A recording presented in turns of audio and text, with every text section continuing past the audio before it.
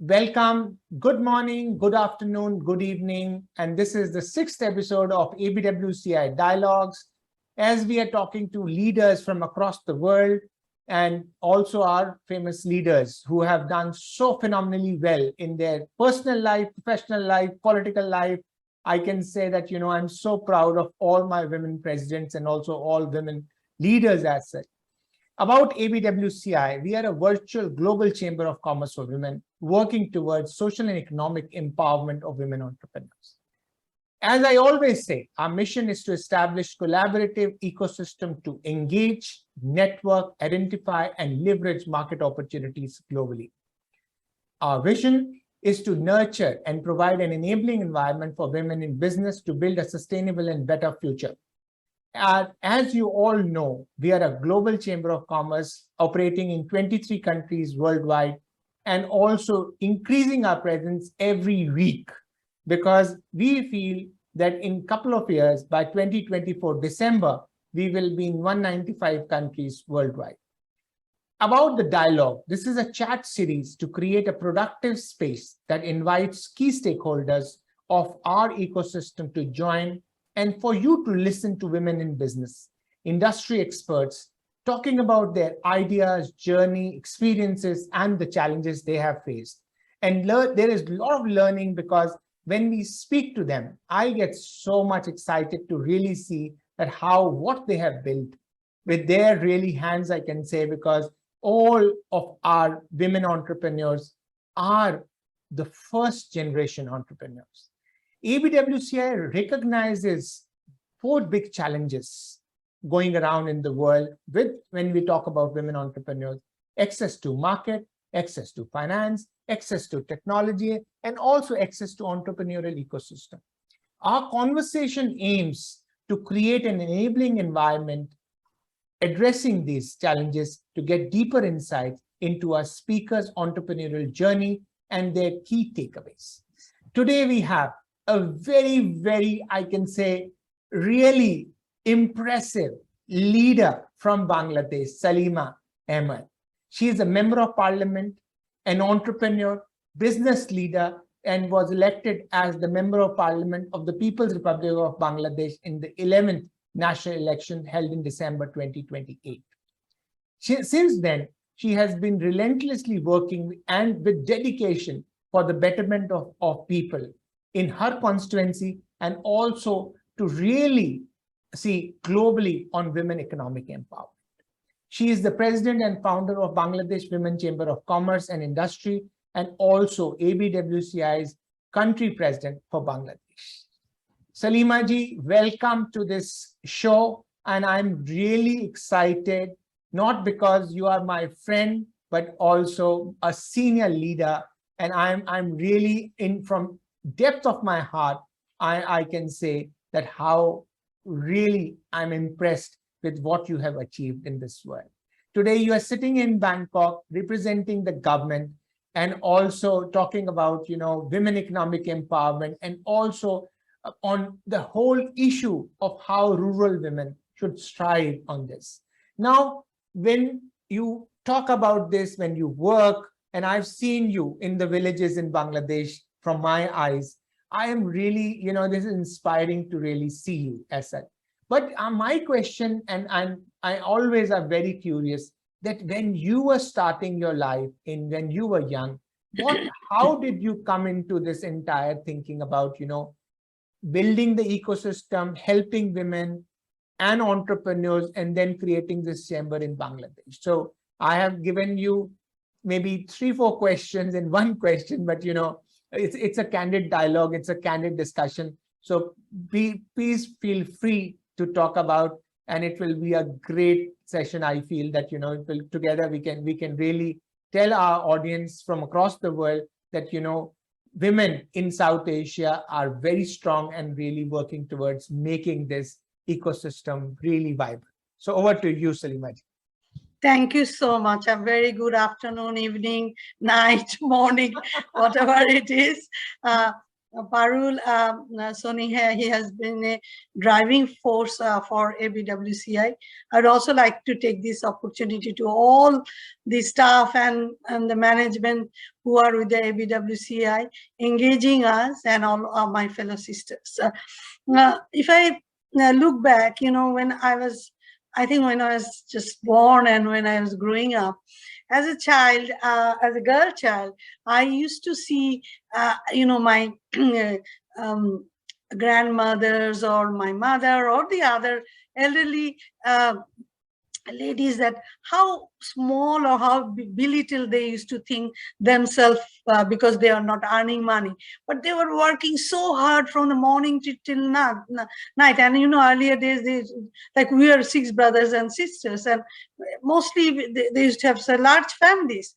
And I used to think, why? Because they are working so hard. My father is also working hard, but why this sort of small feelings with that discrimination was very much haunting me, and I always wanted to be empowered. So my dream was that I will be economically empowered.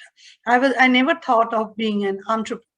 But I was married very young. I was married when I was just finishing my 12th grade. Before going to the university, I became a mother. So my thing was, my God, if I finished, stopped my studies, then I will be like them, So I have to finish my studies and I have to be economically empowered. I need to have a voice. I need to be equal. So that was very much with me.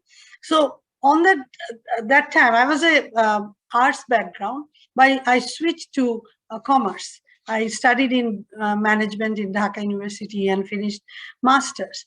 And then I thought that having a child and managing the household, and also my husband was also starting his new businesses. So entrepreneurship is the most flexible way to do, so that I can manage my home also, take care of my child, and then earn some money. So I started my business with some of my university friends. So it was a consultancy firm I started. And later on, that is the interesting thing, because business is full of risk. When you start a business, you have a dream and you want to make money. You want to make profit. But actually, sometimes you don't know whether you will be able to sustain it or not. That risk taking sometimes cannot be taken, or some people cannot take it. So all my male friends, I was the only actually woman, they left. They said, you have a husband. Even if your business fail, your husband is there to support you. But what to do? So Correct. What will happen to us? So they all left me and have their own jobs in banks and other. My husband was starting his new businesses in the automobile. So I joined with him. But on that time, I was always feeling that I don't want to be only with him, I want to do something of my own. So I started thinking of what to do, because I was also involved with the handicrafts business earlier during the student life. So I wanted to do something new, which is I created the first artificial silk flower industry in Bangladesh, engaging about 200 village women. And this is something which I would like to tell, which I'll tell later on, that when we do a business, we have a dream, but only dream will not make you successful. A strategy is very important. Knowing your market is important. Knowing your customer is important. Knowing your weakness, strength, and doing a SWOT analysis is important. Don't fall in love with your ideas. That's I always say. Yeah, of course, you must have passion, you must have that commitment, but just don't fall in love that, okay, like with a love, you don't see any fault. But in business, you have to really find out that where there is a fault. So that is amazing. Because the thing is, Selima, what you are saying is really, I can say, it's so good to really listen to this, because I meet so many entrepreneurs, both men and women, and they say, we get so many good ideas and this is all that. But the thing is that they don't understand sometimes that the clients are not ready to buy those ideas. So, I'm so happy to listen to your real thinking that, how you started. And I know you are so successful these days. When I come to Bangladesh, I think it looks like you own half of Bangladesh. So, so I'm so happy that, people should across the world should know that, with all what you have achieved, and this is your achievement, you are the first generation entrepreneur, and you have not one day even thought that you will fail. And that's the confidence you have. So from moving on from your youth then to your now political life, how are you managing that? You see, for me, democracy is very important. I always feel that we are human beings and we need to be equal. But also, I always believe that, that our society has given us so much. For me, being married in such an early age, but being so successful, alhamdulillah. So I feel that I need to give back to my society. Of course, I have developed so many women entrepreneurs, but why I wanted to be in politics, one of the things is because as a member of parliament, I am a lawmaker. So that is the one reason. Of course, I want to do good work for the people of my constituency, but I want to bring changes in the parliament. I want to see that I can bring some laws by lobbying, which can bring benefit for the women entrepreneurs, for women's economic empowerment. So that is why I thought that, as a advocate or as a policy maker activist or a development activist, many things can be possible but cannot be possible if there is not a good policy, because no country, no woman can develop if the country or the state or the government doesn't support, and if there is not a gender friendly policies or a policy which gives a business friendly environment. And that's why one of the reason was me. And also I actually advocated and trained the grassroots women entrepreneur to be in the lowest tier of the politics, so that they are entrepreneurs, because entrepreneurs has little amount of money because they're economically solvent, so they can spare some time doing this volunteer works. So that is also I would like to call that all, if entrepreneurs can be in politics, because politics is actually for doing good for the people. We have a taboo that politics means all bad people are there. No, it is only the politicians actually who can bring changes in the life of the people. So no, very correct. You said that we have to take the plunge. We have to come out and we have to work towards the society, the change you have to be a change maker in the society if we have to bring that kind of change. One is from the business side of it. The other is basically looking at that how we will, through democracy, through working with the people, through collaboration, through partnerships, you can bring that kind of change. And the change has to be also from the grassroots.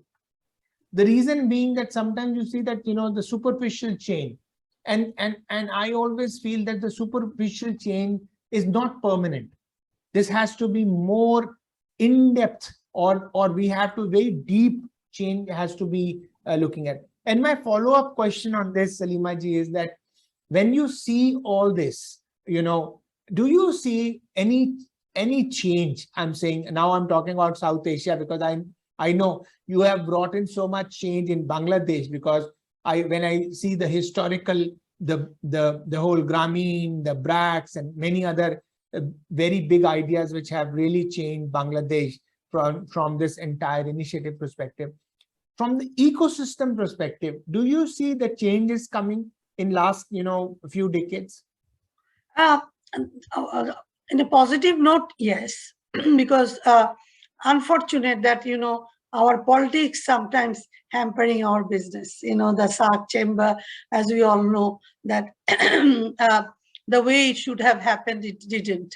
I was also a vice chairperson of the SAARC Women Entrepreneur Council, and I have seen that the relationship, the bonding with all the SAARC countries and Southeast Asia also.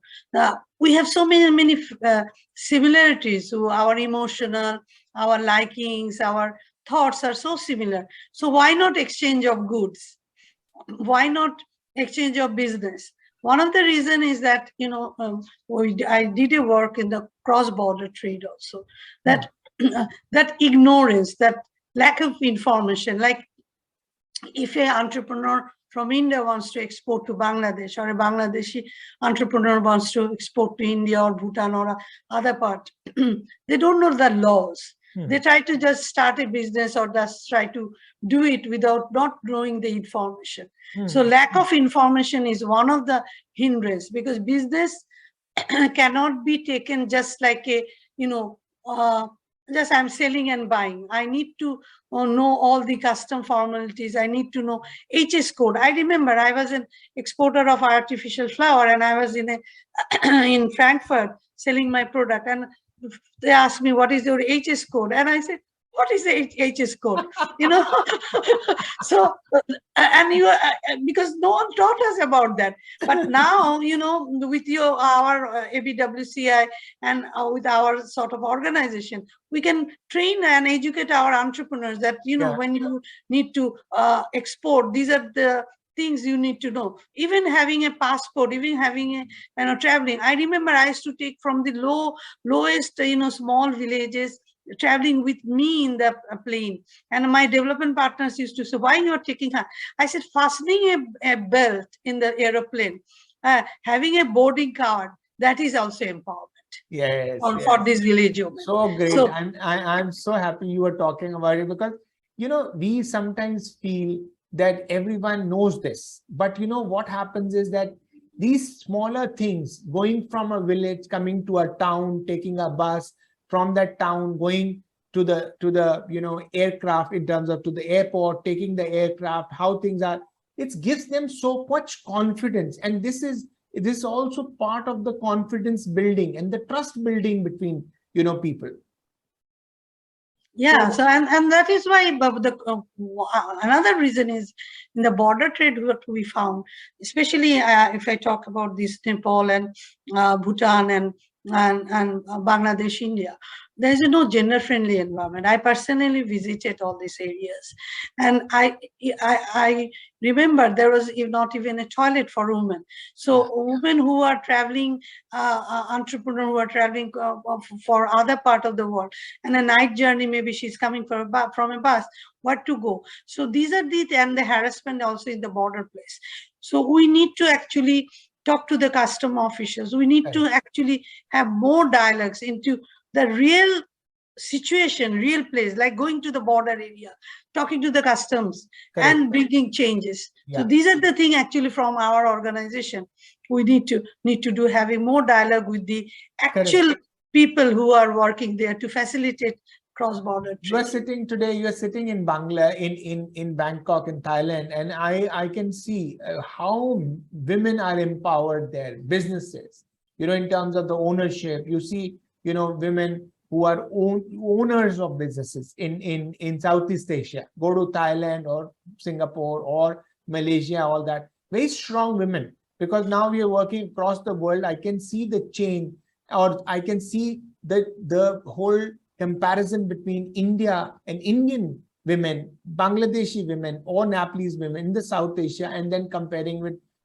South Asia. One of the reason I just want to add on. One of the reason is that this Bangkok or Thailand, these women take business as a profession, as a seriously.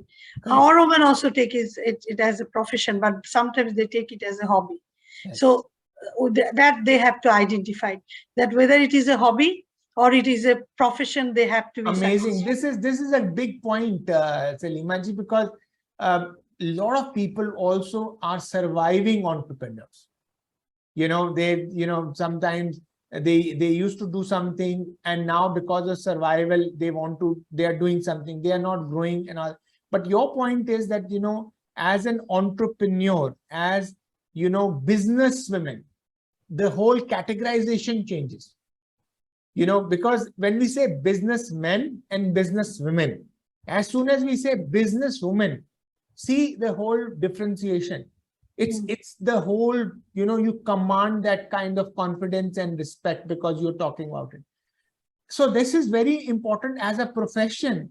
If somebody adopts it and then does it, and then they're not going back to jobs. This is their job. This is their profession. So good point. I think this is a point which one has to really talk more and we have to discuss, because these are things which are really looking at from that. And from opportunity will knock the door, but sometimes will not.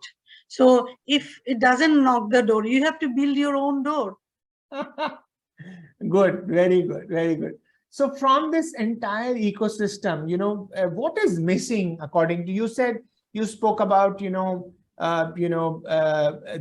money transfer. You spoke about, the ecosystem which is supporting the countries as such, between countries like in South Asia and all that. There is no portability. There is no proper banking channel, and all that. We all are very, very dependent on dollar trade. There is no South Asia currency, which is basically, or SAARC currency, which we always thought, when we were growing up, there is this whole thinking of, creating a one currency in this country, which can be, tradable and which can be used as such. So I think these are things which, do you also feel that these are things which are creating problems and hurdles? Yeah, definitely. For any entrepreneurs, the ecosystem is very important. I think 3 areas need to be really addressed, which is that capacity building. Whatever stages that women entrepreneurs are, if she's micro, she needs to be small. If she's small, medium, large. So that's the way the capacity building. And the government must have policies in favor of developing the women entrepreneurs. Like in Bangladesh, we never had any policy for women entrepreneurs, but with my lobbying, we had a policy that till $25,000 without collateral, the lowest rate of interest in the bank, they are getting bank loan. It was never earlier. So that really boosted so many entrepreneurs to come, because mostly many women of our part of the world doesn't have properties. That is also one of the biggest hindrance, because we don't have properties mostly in our name. So policies are important, capacity building is important, and access to market. Knowing your market is so important, because sometimes we really don't know our market. We really don't do much research. We don't. Also, we sometimes, one thing happen that we women entrepreneurs, seeing some other women are doing good, we just completely copy her. I said, don't copy her. Yeah, try to learn from her, but do something niche. Correct. Something niche, something new.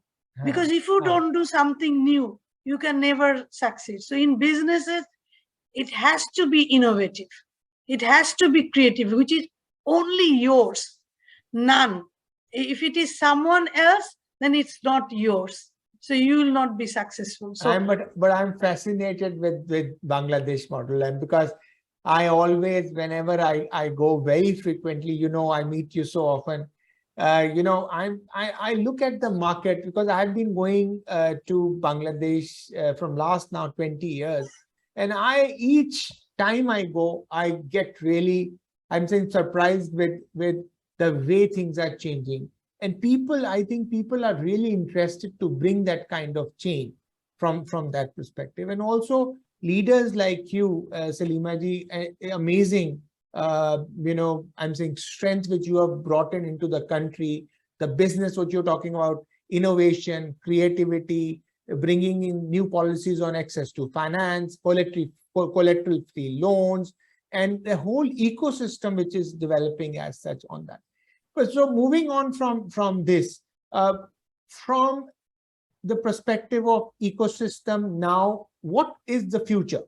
What, according to you, is the next move or next future, or what is happening? So we should all be, you can say, embraced with it, or we should feel that, we are training or building capacity of our women entrepreneurs across the world on this, because you can see that change. So we want to learn from you from that perspective.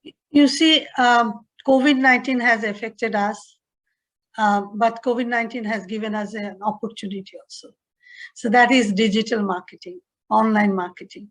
So this is also another area where women entrepreneurs can really now come on with less investment, with new ideas. We need to take these opportunities. And I think COVID-19 has made us much more stronger. We know how much life is important now. And that's why we want to make use of our life much in a better way, much more in a successful way. I think the laziness or, whatever we used to have, now we are like in charge that no, life is so important, and we are still alive, and we need to work hard to make a better world. And I think women are now is not only a dreamer, they are making it happen. And the young girls, how they are using the technology, and the village women can get support from these young educated entrepreneurs. So that linkage with this whole ecosystem, if you can do that, a micro entrepreneur is linking with a digital IT entrepreneur. So there's a huge scope, but we have to actually need to guide. We need to actually have more dialogues, even within the region, more dialogue, more conversation. I really thank you for giving me this an opportunity, because if we don't talk, then who is going to talk, and who is going to hear, who is going to listen to us? So we need to be heard, right? Our voice needs to be heard. So dialogue is very important. And networking. I was just thinking that, we should also start mentoring program. Like, I'm in a certain business, I know about that business, and some woman entrepreneurs, if she's young, she want to know how my business is doing, she can be my mentee. So this mentoring and mentee relationship is very important, because that can really help now our young entrepreneurs to move forward, learning from our success and failure.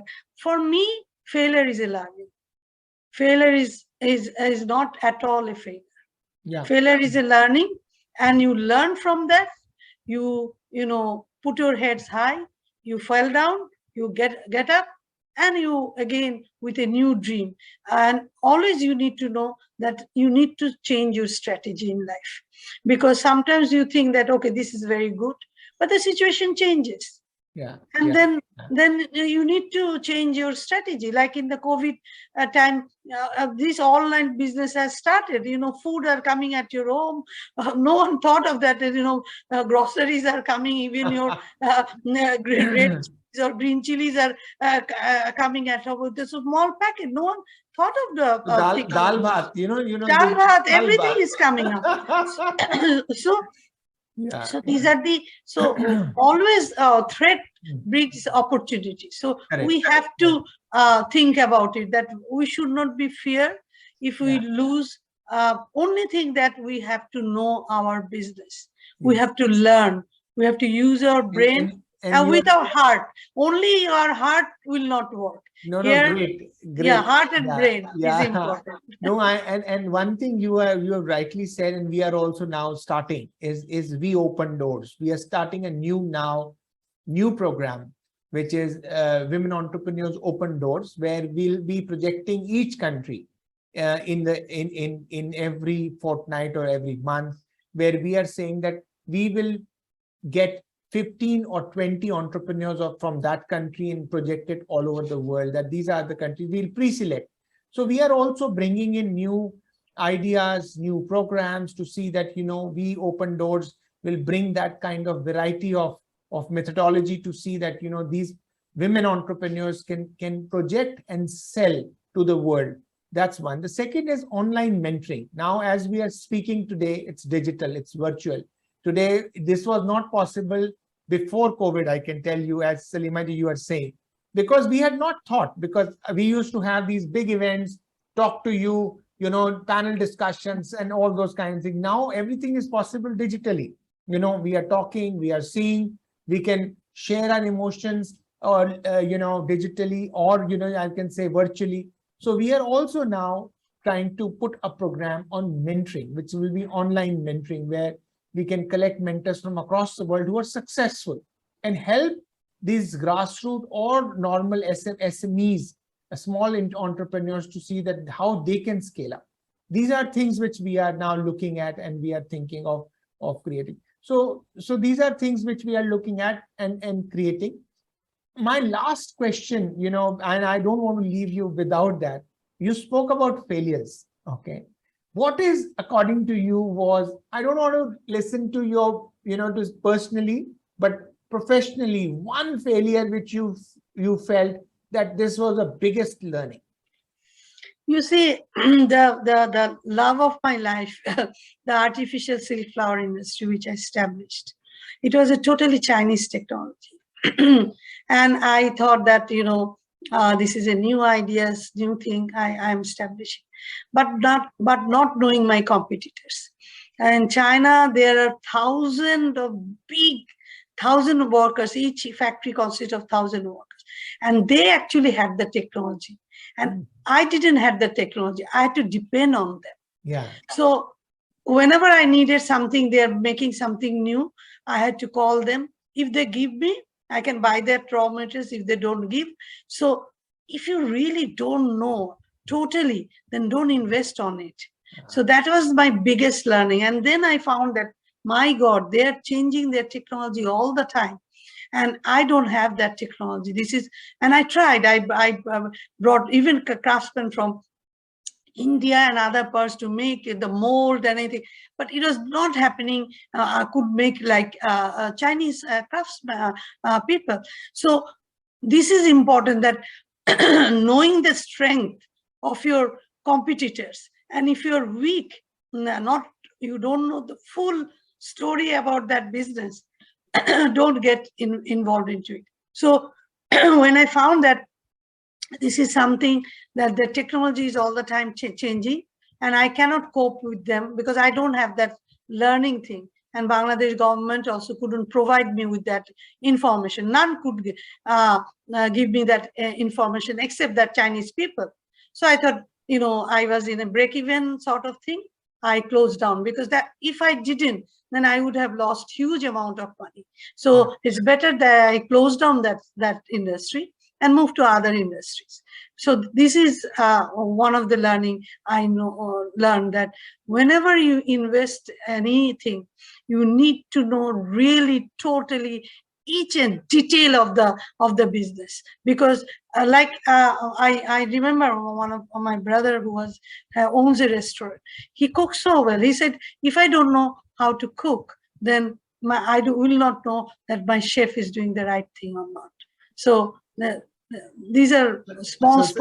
Selima ji, what you were really so correct, and it was like, when you throw a dart, you are on bullseye. What you said, that one, you have to identify that what are your competitors, who is investing, where is the competition coming on, who is the buyer, how will I sell, what is the logistics. And as you rightly said, if you feel that this is where my investment will go wrong, you have to eject. As the pilot, in a fighter aircraft, you have to eject for safety. And entrepreneurs should know, one, they should do the market scan. They should have that kind of feasibility to see that whatever they do, I think patience is needed at that time to see that, what is successful and what is not. And from that, there's a lot of learning from this perspective. So Selima ji, thank you so much for your really candid discussion and candid conversation, I can say. It is more to say your conversation, you're hearing about, ups and downs, your successes, the failures. I think this will be very, very helpful for our women worldwide of all our members of ABWCI, that, how we can learn from our presidents and also leaders from across the world as such. I am so proud of you. And I always thank God that, Selima exists and Selima is striving. Selima will live long because we want more women to be like you. And that's what my entire thinking of it. We thank all of you for joining in today.